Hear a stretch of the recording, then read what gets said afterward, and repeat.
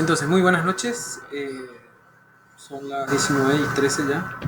Empezamos ya la clase, estuvimos conversando. Sebastián planteó un par de preguntas y estaba intentando fundamentar por qué es importante estas dos primeras unidades antes de entrar de lleno a lo que van a ser los análisis psicométricos y en qué sentido se alimentan, se fundamentan y por qué es importante entender bien esa primera parte. Entonces, voy a ir después hilando algunas cosas que dejé sueltas. En primer lugar, cuando volvemos, cuando encontramos alguna inconsistencia de cómo es que al no tener un referente físico, es decir, como la psicofísica, que la medición de las sensaciones se comparan con la intensidad de los estímulos en un laboratorio, por ejemplo, cómo es que confiamos, realizamos un acto de fe basado en modelos matemáticos, decía Sebastián, basado en modelos matemáticos, pero hacemos un acto de fe casi, o de confianza extrema, entre que lo que estamos midiendo sigue el mismo modelo y ya no medimos ningún referente físico, sencillamente nos conformamos con las respuestas subjetivas. Entonces yo le decía a Sebastián que es muy importante repasar el capítulo 1, porque en el capítulo 1 se hace una revisión de ese desarrollo histórico de los modelos de medición, se plantea un fundamento importante y una diferenciación entre la medición directa y la medición derivada, que combina elementos informativos y no se sustenta en una observación directa, ¿verdad? Después, los modelos sumativos, que generan una distribución estadística que tiene mucha estabilidad, que tiene muchos siglos incluso de desarrollo con respecto a cómo se produce su distribución, le dan otro toque de apoyo y de fundamento al sistema de medición que podríamos decir es indirecta. Y finalmente, la psicometría se sustenta en un conjunto de teorías que busca establecer cuáles son las evidencias de que efectivamente estamos midiendo algo. Y ese algo que estamos midiendo lo medimos con precisión, es decir, con confianza, la confiabilidad, y además cuáles son las formas de ofrecer evidencia de que es válido lo que estamos midiendo. Es decir, que aquello decimos que medimos, efectivamente se está midiendo, se hace un uso responsable de los resultados y tiene una utilidad práctica. A todo eso apunta la validez. Entonces, la cuestión está en que yo entiendo, nosotros ya con tanto tiempo de psicometría queremos ya integrar todo y tendríamos que integrar todo, pero el programa de esta asignatura está yendo por etapas. Primero, teoría de la medición. ¿Es posible o no medir en psicología? ¿Cuáles son las teorías que le dan sustento a esa idea de que es posible medir? Ese es un primer paso.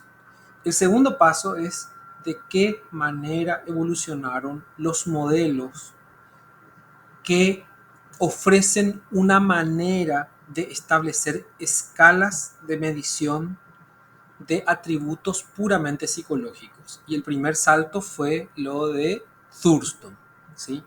Entonces, si en este primer intervalo, ¿verdad?, entre el inicio de la introducción a la teoría de medición y ahora pasando por la teoría del escalamiento, el escalamiento psicofísico y la teoría de Thurston específicamente del juicio comparativo, si hay alguna cosa que nos haya quedado muy clara, entonces la invitación es que lo planteen, ¿verdad? Lo que iba a decirles antes es que es muy importante que la lectura se haga de manera minuciosa, anticipada, detenida, y cuando algún tema o algún punto no queda claro, que lo traigan a la clase y lo podamos revisar juntos. No importa que ya lo hayamos dado 2, 3 o 4 clases anteriores, no hay problema de parar un rato y revisar eso. Y como decía Sebastián, a veces uno ve fórmulas, números, no entiende nada. A veces eso genera un poco de resistencia incluso, Pero ese no es el camino es traer eso a la clase y poder incorporar algunas señales o algunas herramientas para poder interpretar lo que se está declarando o expresando a partir de una fórmula matemática, ¿verdad? O sea, ese es un poco el camino, ¿verdad? Y esa es la invitación de que los números, las fórmulas o la formalización del lenguaje matemático no les asuste y no les impida acceder a un conocimiento al que ustedes se merecen acceder, ¿verdad? Y que es sumamente importante para el tema que estamos abordando. Bueno, entonces, hasta ahí, digamos, Sebastián, que eras el que estaba interactuando un poco conmigo, ¿qué tal? Sí, profe, yo quería hacerte una consulta con respecto a lo último nomás que mencionaba. ¿Existe algún libro así introductorio que te ayude a comprender esa simbología, por ejemplo, de las fórmulas y explicativa? Porque, como te dije, a mí me pasó muchas veces ya que voy entendiendo así la explicación en la parte de teoría explicativa, pero cuando ponen la fórmula y el lenguaje formal, ahí es donde ya me doy cuenta que me pierdo demasiado y me pasó en muchos libros. Y eso Y tendría, existe, no, y eso tendría que haberse visto en en estadística, pues, porque la mayoría son símbolos estadísticos, ¿verdad? Entonces, no sé qué decirte, tendría que ir a buscar, yo sé que en el apéndice, por ejemplo, de estadística y probabilidad de la serie Shaun, tiene un apartado, eh, pero no sé si es de símbolo o si es de eh, álgebra de matrices. Después también el libro de estadística para ciencia del comportamiento de Pagano, me parece que también tiene un apéndice. Y también el libro de psicometría.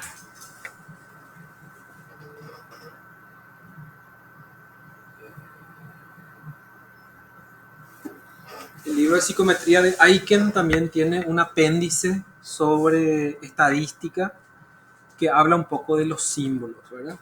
Pero las reglas generales, las reglas sencillas, simples, básicas, para poder hacer una lectura de las fórmulas, la podemos discutir acá en clase. Si ustedes me comparten, digamos, una fórmula que se hace difícil, yo les puedo dar indicaciones de cómo ir leyendo, digamos, de forma genérica todas las fórmulas y a lo mejor eso les facilita un poco para no tener que cargarse con más lectura o en todo caso, bueno, ahí se da un inicio y después pueden recurrir a una lectura un poco más detallada, ¿verdad? Ese es un poco el camino, ¿verdad? Pero el apéndice de los libros de psicometría suelen incluir, voy a confirmar ahora mismo.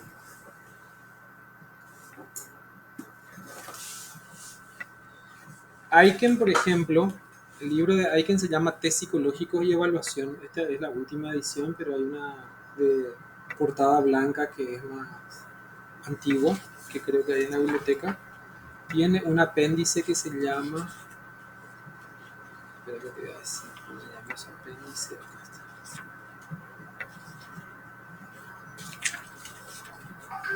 Eh, sí, un apéndice estadístico es. A ver, acá está. Otro inventario, resumen, técnicas proyectivas, resumen, y aquí empieza.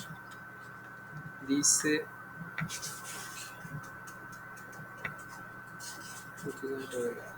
Apéndice A, estadística descriptiva. Y hace todas las estadísticas descriptivas desde el punto de vista muy sencillo, estadística de tendencia central, de dispersión, los gráficos, y aparecen los símbolos, el operador de sumatoria, y explica cómo es el operador de sumatoria, cómo se aplica el operador de sumatoria a los percentiles, la media aritmética y las medidas de variabilidad. Luego va la correlación, la regresión lineal, va bastante rápido. Después también en Kerlinger Cuando empieza, a partir del capítulo 6 en adelante, tiene un desarrollo de estadística, también explica los signos. Y creo que este libro, vamos a ver cuál es otro. Estos son muy complejos. Había uno que era bien complicado, pero que tenía un apéndice muy detallado. No, no es este. Pero bueno, me voy a fijar o voy a buscar, voy a googlear algo y les voy a compartir ahí algo que hable de la simbología de estadística. Y en todo caso, como les dije, podemos tener una clase en un momento específico para, ustedes me comparten o me tiran por WhatsApp ahí algunas fórmulas, entonces yo me encargo de seleccionar algunas, especialmente las que hayan leído ya, y en una clase pego todo eso en un PowerPoint y vamos revisando juntos. ¿Está bien? Dale, profe, genial. Bueno, entonces la idea no es hacer un monólogo, un diálogo acá exclusivo, sino que si las demás personas que están aquí tienen inquietudes similares, por favor aporten. La idea es eh, que quizá como él haya otras personas que necesiten lo mismo. Si ustedes están encontrándose con cuestiones más básicas, y las cuestiones básicas pueden ir de todavía no pude leer nada porque me falta tiempo, me atrasé con el trabajo, tengo miedo de perder puntos, o intenté hacer el trabajo y no entendí nada, o necesito una nueva explicación desde el principio, cosas por el estilo. No tengan miedo, no tengan vergüenza, planteen peor es que lleguemos hasta la fecha del primer parcial y no se haya entendido absolutamente nada. Y yo supongo que los exámenes van a ser presenciales. Ah, no, todavía. Pero hacer trampa en los exámenes no va a inocularles a ustedes de tener que enfrentar un estudio serio de estas cuestiones psicométricas. Y yo les digo, aprovechen el tiempo, si me tienen acá dispuesto, interesado, no tiene mucho sentido eludir ese momento y ese espacio y recurrir a evasivas y después qué sé yo, atacarle a un compañero que más o menos entiende, pero que no tiene una comprensión completa y la gente se conforma con eso solo por vergüenza o por culpa de no haber hecho la tarea a tiempo, ¿verdad? Entonces yo les recomiendo que no sigan ese camino, sino que intenten aprovechar estos encuentros que tenemos, que parece que ya se instaló. O sea, las clases virtuales no son para participar, sino son nomás para simular estar presente y hacer otras cosas. No, no entiendo todavía, pero bueno. Entonces, hasta ahí, ¿verdad? No sé si hay alguien más que tenga algún comentario, alguna pregunta, y si no, voy a compartir la diapositiva de Turton. Vamos a tratar de terminar hoy con este señor.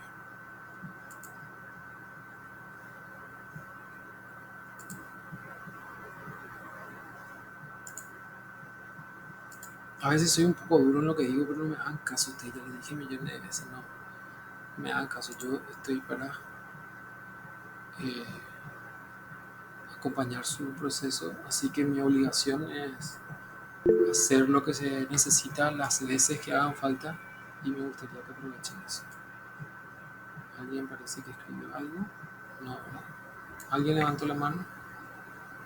Tampoco, ¿verdad? Bueno. Profe, ¿Sí? una consultita antes, ya que mencionaste lo del trabajo práctico. Lo que ya venció, ¿hay posibilidad de entregar todavía o ya Sí, no? entreguen, ¿no? Entreguen. Le voy a descontar a lo mejor 1 o 2 puntos por entrega tardía, pero no les voy a quitar esos puntos. Y además recuerden que todo eso iba a implicar lectura previa para el examen, ¿verdad? No van a estar tan cargados. Si ustedes consideran todo lo que ya desarrollamos, es una barbaridad. O sea que cuando llegue el examen parcial, ustedes van a tener que volver a leer todo eso que ya desarrollamos. Pero si van haciendo la lectura de a poco y entregando los trabajos, no va a ser tan pesado, ¿sí? Así que hagan nomás. Si se atrasan, no importa, escríbanme ahí algún mensajito, justifíquense y vamos a ir considerando cada caso. No hay problema Dale, con eso. profe, gracias. Dale, de nada. Bueno, entonces ya le tenemos a este Thurston, ya esta diapositiva está más gastada. Decimos lo que ya tiene 10 años. Así que vamos a avanzar a la cuestión fundamental que tiene que ver con la parte práctica de Thurston, ¿sí? Cómo se... Bueno, muy bien, un supuesto básico. Y aquí me gustaría que se engancharan un poco en acompañarme un poco en la reflexión y me comentan si es que por ahí me siguen o si tienen alguna duda. Thurston plantea básicamente lo siguiente, ¿sí?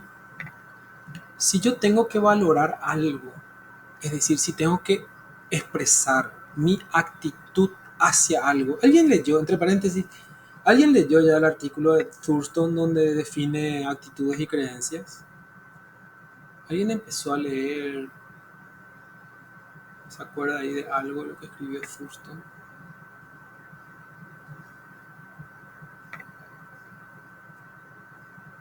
El silencio no es respuesta, no puedo saber si leyeron o no leyeron. Porque alguien me ponga no ahí en el chat. Ok, gracias. No, profe. Ok, está bien. Está bien. No se sientan ustedes con culpa, ya les dije que la culpa, la vergüenza, el miedo y eso no nos lleva a ningún lado. Así que es una realidad nomás que necesito establecer para poder saber si repaso lo que ya supuestamente leyeron o si voy explicando cosas y animándole a que lean. Bueno, en primer lugar, yo les animo a que lean porque Thurston escribe súper... Van a darse cuenta ustedes que sorprendentemente los autores originales escriben a veces mucho más claro incluso que los profesores que intentamos explicar algo o que los libros que escriben sobre algo. Entonces, ir a la fuente siempre es muy interesante, ¿verdad? Segundo, Thurston explica allí su concepto de actitudes y creencias, que no voy a leerles, pero les voy a plantear algo que tiene que ver con su idea y a ver si a ustedes a qué les suena. Él plantea que una idea, una opinión, una actitud acerca de algo, no idea como concepto, sino el hacernos una idea, ¿cómo les ve así? Emocional sobre algo, es decir, valorar algo como positivo, negativo, bueno, malo, lindo, feo, etc. Se hace más fácil si tenemos objetos que comparar, porque según él se activa un proceso discriminatorio, ¿sí? En la clase pasada yo ya les había dicho, ¿verdad? Entonces en esa idea, en esa base suya, ¿verdad? En ese concepto suyo de que una actitud se expresa con mayor precisión, por decirlo así, o con mayor claridad, cuando se tienen que ir comparando objetos y establecer algún criterio sobre el cual se comparan y escoger, digamos, bajo ese criterio uno u otro objeto en ensayos sucesivos de comparaciones de diferentes objetos nos van a dar un ranking o nos van a dar un posicionamiento acerca de cuáles fueron los objetos más escogidos, ¿sí? Pero Thurston va a utilizar ese principio en un paso más, no solamente colocar en orden los objetos que fueron de mayor preferencia, sino asignarle un valor cuantitativo que permite generar una escala de valor numérico, con lo cual se va a inaugurar la idea de escalas, ¿sí? El escalamiento, ya habíamos visto antes, tiene que ver con la cuantificación, con la diferenciación, con el distanciamiento, que asigna un valor cuantitativo, ya sea de tipo nominativo, es decir, sencillamente para diferenciar un objeto de otro, o de un punto de vista representacional en el que se busca que el valor numérico exprese una cantidad de un atributo que está siendo representado por ese número, ¿sí? Eso ya vimos todo ya en la primera parte. Thurston lleva eso a un límite muy interesante porque el modelo de cuantificación que él plantea él opina que a partir de esos valores cuantitativos se pueden aplicar operaciones estadísticas o matemáticas eh, y que van a tener una significación muy próxima a lo que en la realidad está pasando con ese atributo, ¿verdad? A partir del modelo que él plantea. Entonces, aquí nos habíamos quedado la vez pasada. La distribución discriminativa viene definida por dos parámetros. La media de las puntuaciones indicadas y la desviación típica. Dice la media, que como en toda distribución normal coincide con la mediana. Claro, ahí tendríamos que entrar un poco en la teoría de la distribución normal, que yo voy a dejar eso para otro momento, solamente para no cortar el cierre de este tema hoy. Y después vamos a revisar un poco algo de distribución normal. Bueno, y dice acá, la media, la mediana y la moda en una distribución normal ocupan el mismo punto y la moda recibe el nombre de proceso discriminativo modal y representa el valor subjetivo que se asocia con la mayor frecuencia del estímulo. ¿Qué significa eso? Ustedes recuerdan que la moda es la respuesta que se da con mayor frecuencia, ¿sí? Entonces, bueno, eso tiene que ver un poco con la idea también de moda, ¿verdad? La mayoría usa y compañía, pero ustedes en estadística supongo que recordarán que observan una tabla de distribución de frecuencias y el valor que tiene la mayor frecuencia, es decir, el mayor número de veces, o sea, aquel valor que se repite el mayor número de veces es considerado la moda, y plantea Thurston que nosotros podemos confiar en que aquella respuesta o valor discriminativo que se da con mayor frecuencia es el valor del objeto o el valor asignable al objeto que estamos estudiando, ¿sí? Pero vamos a ver esto en forma práctica porque así parece como muy abstracto, ¿verdad? Y ya habíamos visto lo de la distribución normal. Bueno, a ver. Algunas cuestiones sobre la distribución normal. Yo tengo por ahí un papercito que todavía no está corregido, pero explica un poco la distribución normal y tiene algunos ejercicios de la distribución normal. Y la distribución normal es una forma que adopta de manera habitual, típica o frecuente valores que siguen una distribución aleatoria. Los inventores o los descubridores, como se llaman ellos, de la distribución normal, que fueron varios, varias personas en distintos momentos fueron aportando para ir colaborando con la idea de la distribución normal. Planteaban que, por ejemplo, que la curva normal era la curva de Dios, llevaron a plantear por lo siguiente: mira, si uno empieza a arrancar las hojas de un árbol así de manera aleatoria, sin, o sea, tratando de sacarlo de la mayor distribución posible, y empieza a ordenar por tamaños, uno se va a dar cuenta que va a encontrar pocas hojas de poco tamaño y pocas hojas pequeñas y también pocas hojas muy grandes, y que va a haber una mayoría de hojas que están más o menos en el medio, entre la no muy chica y la no muy grande, ¿verdad? Entonces, lo que se plantea es que en la propia naturaleza hay una tendencia a que la mayor cantidad de elementos, situaciones, procesos estén ubicados cerca del promedio. O sea, cuando nosotros utilizamos el promedio como referencia, es porque el promedio, por lo general, describe a la mayoría de los elementos dentro de un grupo, ¿sí? En cuanto a ese atributo que estamos midiendo, ¿verdad?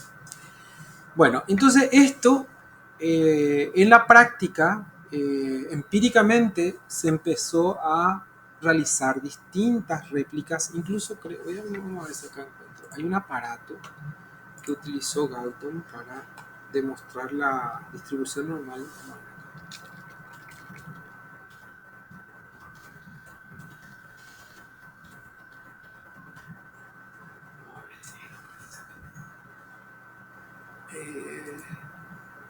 que es un mecanismo parecido a esto que se usan en la feria. Aquí está, no sé si se va a ver, aquí está. Qué loco, che. Bueno, a ver si...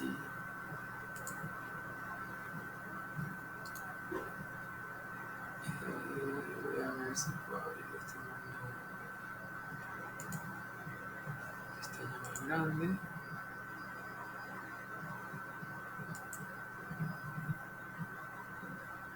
Galton inventó un aparato, o sea, un dispositivo, digamos.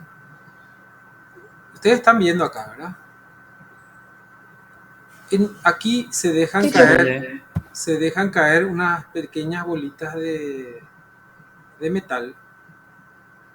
Y acá hay como unos clavos contra los cuales va chocando, ¿verdad? Entonces, si choca acá, la pelotita puede ir hacia la izquierda o hacia la derecha. Y lo mismo con cada clavo, ¿verdad? Entonces hay una probabilidad de ir a la izquierda o a la derecha, la misma probabilidad, y luego se van agrupando en torno a estas casillas que están acá.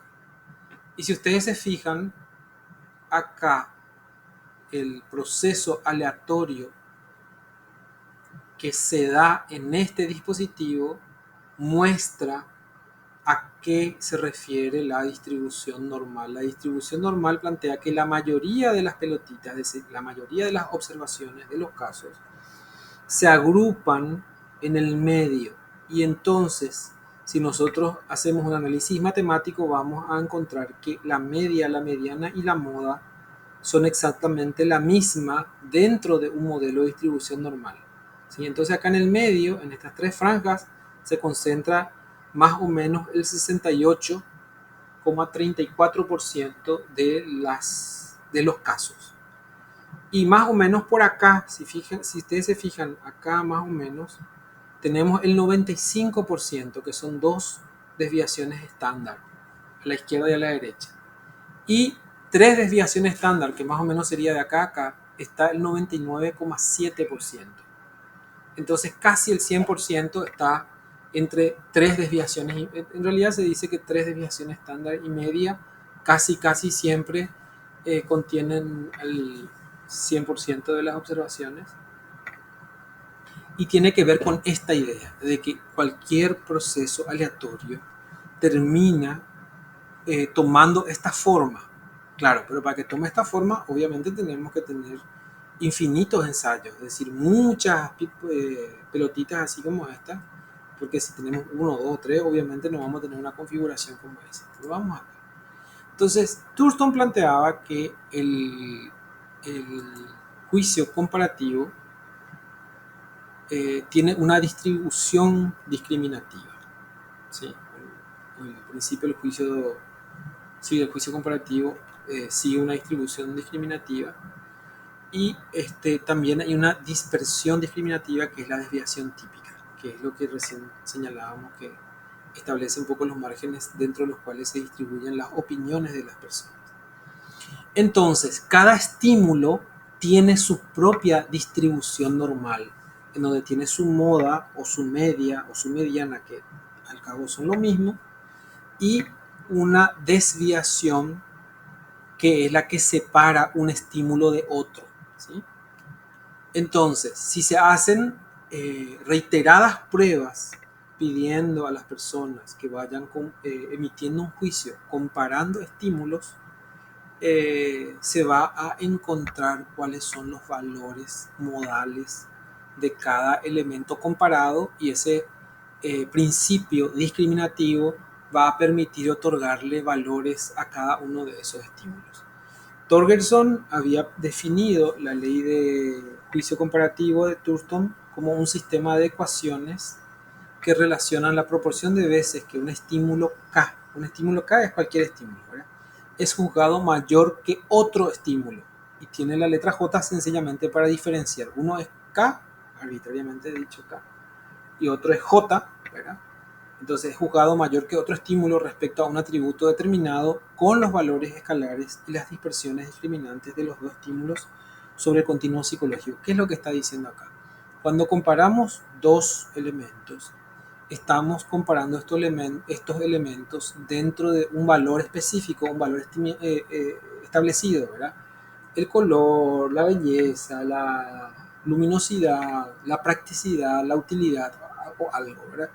Y dentro de un continuo psicológico que sería el valor que se le asigna a algo, es decir, la actitud, que es específicamente lo que están midiendo Thurston. Ahora, vamos a dejar las cuestiones abstractas y vamos a ir a la práctica cómo se hace. Dice, cuando a un sujeto se le presenta un estímulo J para que emita un juicio respecto de algún atributo del mismo, se produce en el sujeto lo que se denomina proceso discriminante. Es decir, aunque yo le pregunte si te gusta mucho, poco o nada, en la mente estoy comparando con otros estímulos, ¿sí? Y eso es lo interesante de Thurston. Él plantea que nuestra capacidad de emitir un juicio o de establecer una actitud, una impresión acerca de algo, siempre contiene implícitamente la idea de que estamos haciendo una comparación con un valor ideal o con algo conocido, ¿sí?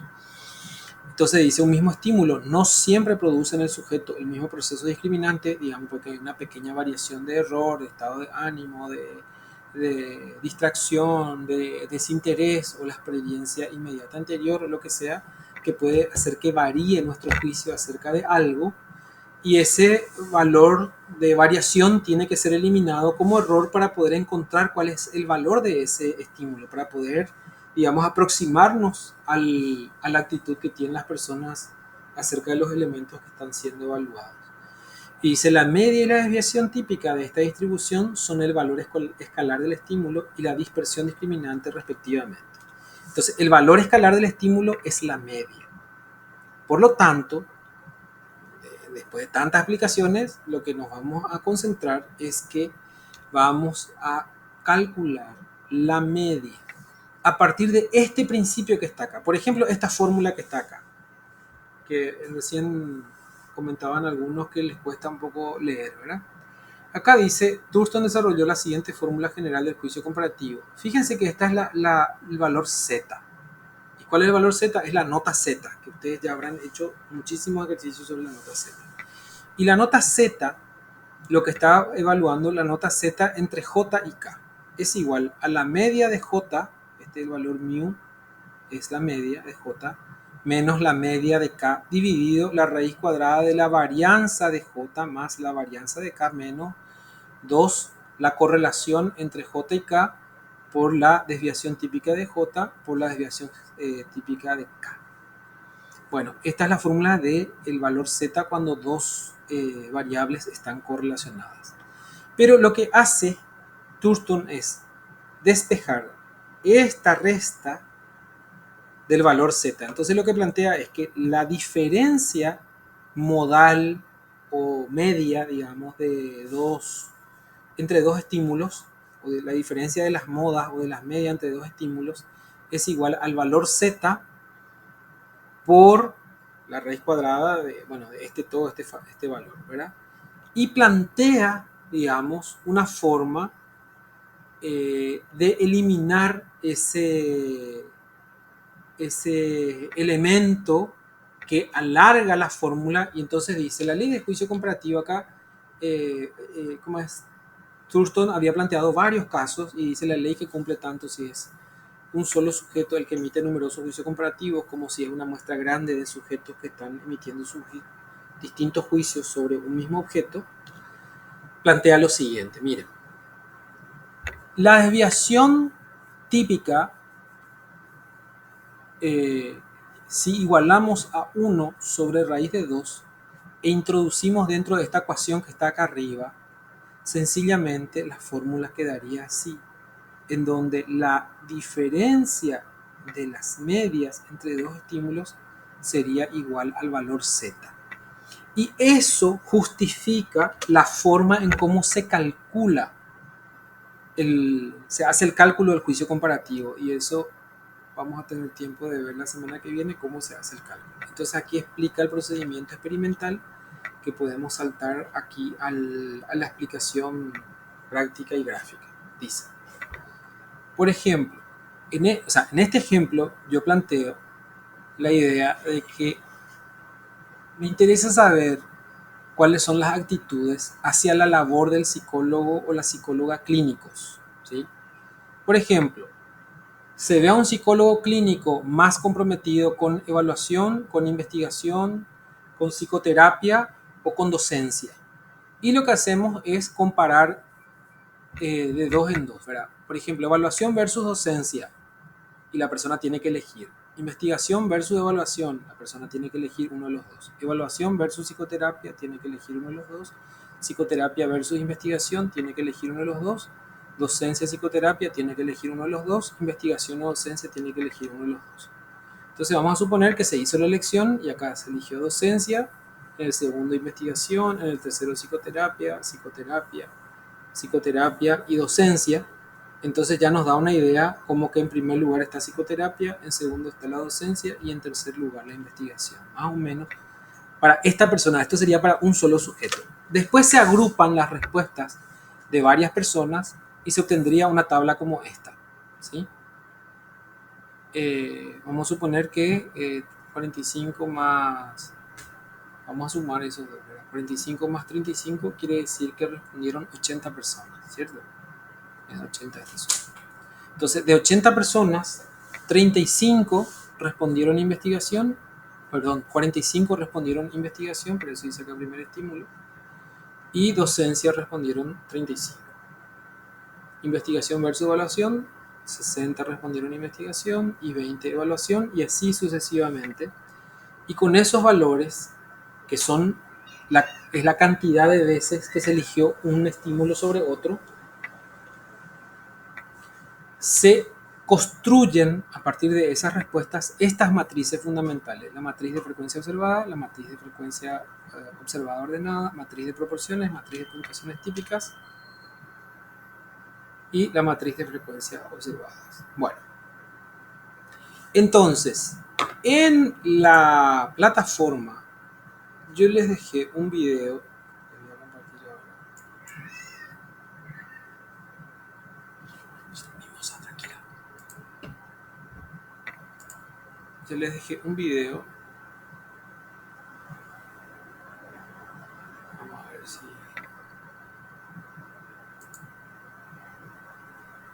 en el que se... a ver si queda todo.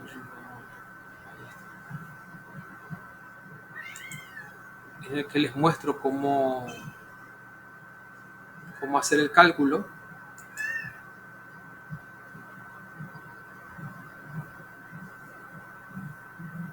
de la escala de Thurston. Entonces les invito a que ustedes vean un poco ese video, vean el ejemplo, y después en la clase del jueves vamos a hacer el cálculo de Thurston. Vamos a cerrar este tema y vamos a arrancar con el de Likert. Voy a mostrar acá en donde está el video.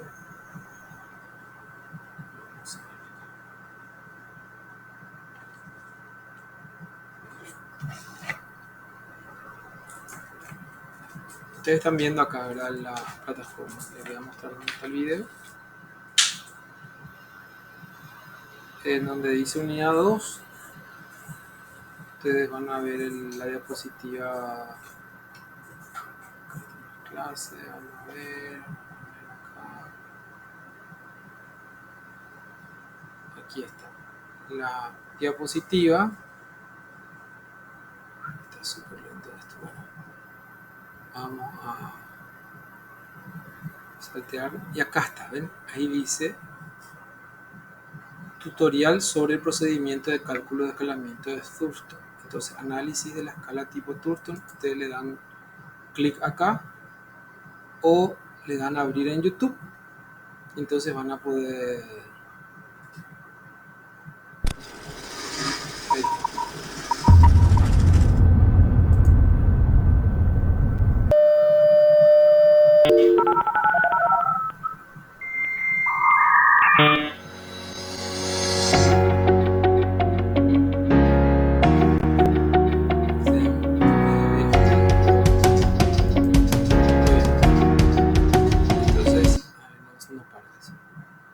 Entonces, bueno, ahí pueden ver paso a paso cómo se hace el análisis de la escala tipo Thurston. Vamos a hacerla juntos en la clase que viene y con eso terminaríamos lo de Thurston y bueno, yo respondería a todas las dudas que hay respecto a esa escala y arrancaríamos con la escala tipo Likert. ¿Está bien? Cecilia Rivera de asesor. Bueno, perfecto. No hay ninguna duda, ningún comentario, ninguna pregunta.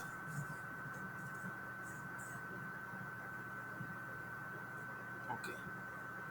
Nos vemos el jueves entonces. Dale, profe. Chao, chao. Chao, chao, nos vemos.